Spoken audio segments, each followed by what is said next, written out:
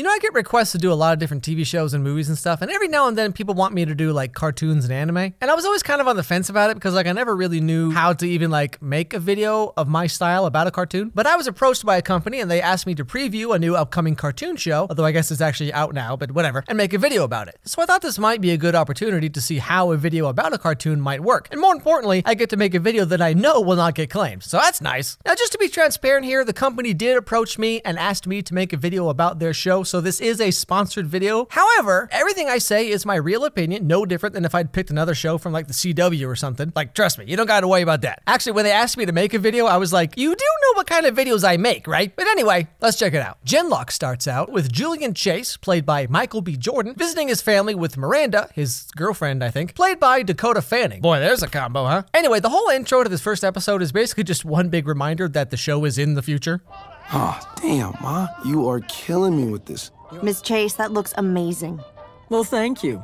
Dree, now!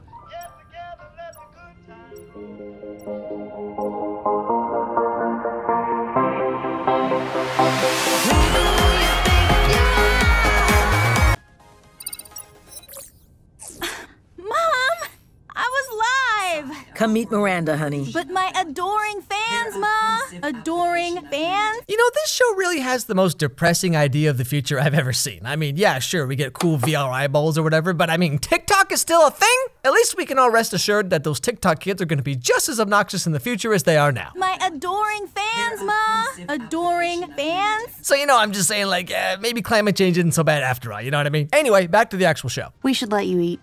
Miss Chase, Driana, wonderful to meet you. I know.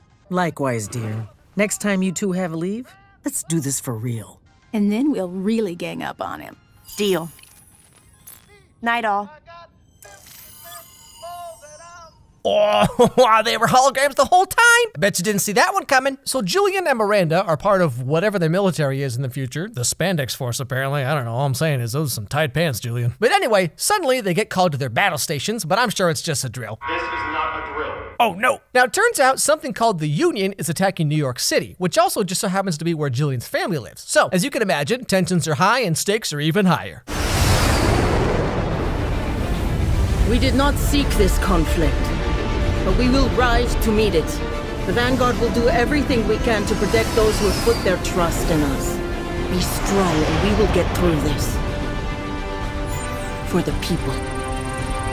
You ever notice in like every show or movie like this, there's always some high-ranking officer who gives like the corniest monologue that doesn't really mean anything? But like, you know, if you set it to dramatic music or whatever, it just sounds important. We didn't start the conflict. We didn't even see it coming. But we can see why kids love Cinnamon Toast Crunch. But why do kids love Apple Jacks? They don't taste like apples. Oops. All berries. Cookie Crisp. Anyway, our heroes fly in, fighting against the Union, who sure look like the bad guys, you know what I mean? They sure picked the right colors for that. Now, during this battle, the big important thing we learn is that the Union here is using weaponized nanomachines, which I guess is important for some reason. So things aren't looking so good for the main characters. Engaging. Please advise. What is that? And how the hell did it get that close? The lady in charge is like, disengage, fall back. And then Julian's like, no, you're not my real mom. And decides to be a hero, launching an ESD, which is whatever this thing is. And while he succeeds, he gets shot down in the process. Love you, babe. See you as soon as I can.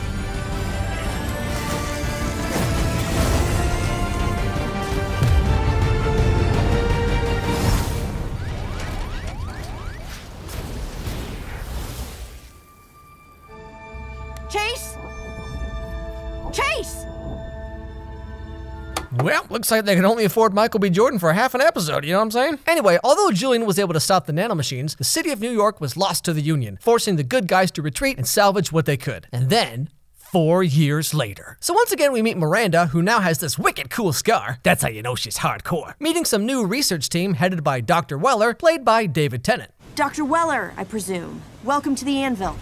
I'm Lieutenant Worth. I'm assigned... Yes, charmed. Dr. Rufus Weller, ESU.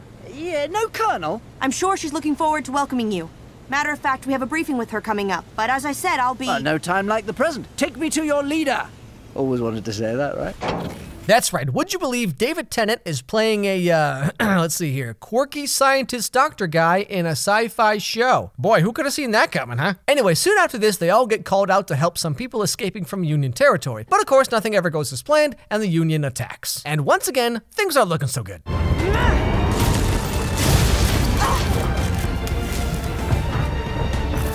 Screw it.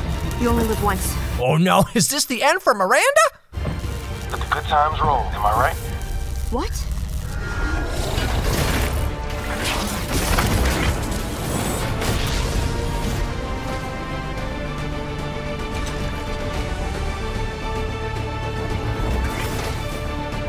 That's right, Gundams show up and save the day. Boy, let me tell you, this show is quite the roller coaster. Now, back at the base, Miranda and friends are a little suspicious about what those Gundams were, or rather, who was in them, because apparently they're supposed to be drones, but I mean, clearly this is not the case. And that's when we get the big reveal about what's really been going on. What were those? Who was that? I think now would be a good time to welcome to the Vanguard the Experimental Science Unit.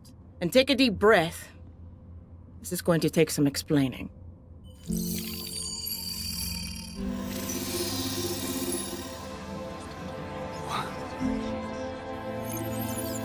Hey, gang.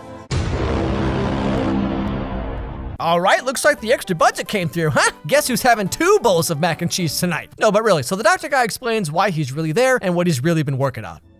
Chase is the very first in a very special R&D program. We are at the dawn of a new age. One where it is possible to digitize the human mind. Grab it and send it across a brain-computer interface so it can run on an electronic mainframe. Chase here is the world's first human to successfully achieve what we refer to as genlock. Oh, he said the name of the show in the show. Just when you think they're gonna zig, they zag. Anyway, so Julian Chase is still alive and controls the Gundam suit with his mind because turns out that's basically all there is left of him.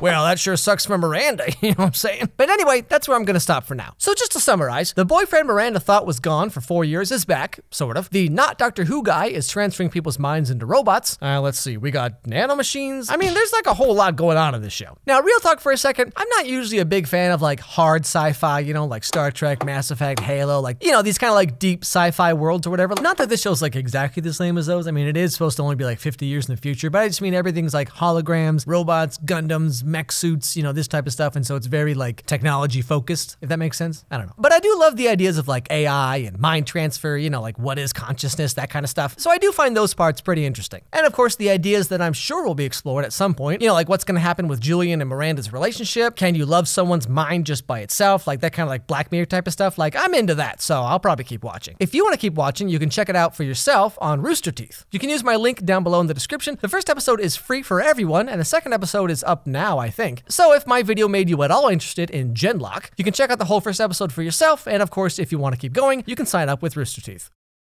Hey everybody, thanks for watching. So, you know, I understand that these kind of like sponsored videos are like I understand this might turn some people off and you know, I'm sorry if you feel that way, but for me this was a very interesting and very odd opportunity, I guess, in a way, just because like, you know, for the past year and some change, I guess, I've been kind of poking fun at shows. I'm not trying to discourage people from watching, but it's just like, hey, I checked it out, here's my thoughts, isn't this weird, haha. But a lot of companies, if you follow me on Twitter, you know the drama very well, but a lot of companies sort of actively discourage me from doing that. They claim the videos. I've had several videos get blocked before. CBS emailed me and told me to take down a video. So like having a company make a show and then I guess proactively or actively or whatever seek me out and ask me to make a video on it, like it's such a weird feeling because it's like, you know, it's why I was like, are you talking to the right guy? Because like I might not say 100% positive things, you know, but it's so nice to have a company that gets it in a way. Like Netflix is good on this too. Like, you know, I've done tons and tons of Netflix stuff. And Netflix really gets it where like they don't really claim videos and they want people like YouTubers or whatever